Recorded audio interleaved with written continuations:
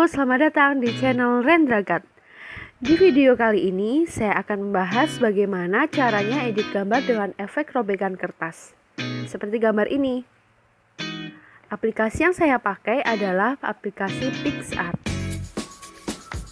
Oke, yang penasaran langsung saja cek videonya ya.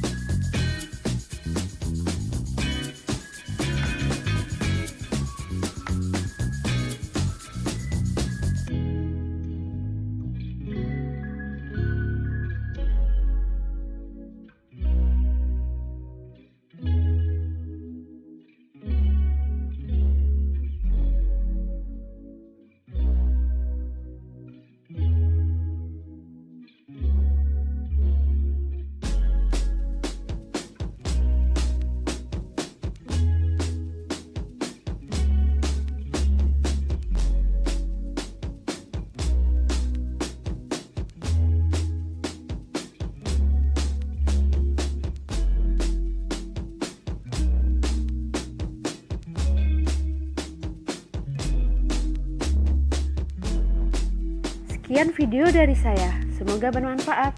Terima kasih sudah menonton, sampai jumpa di video saya selanjutnya.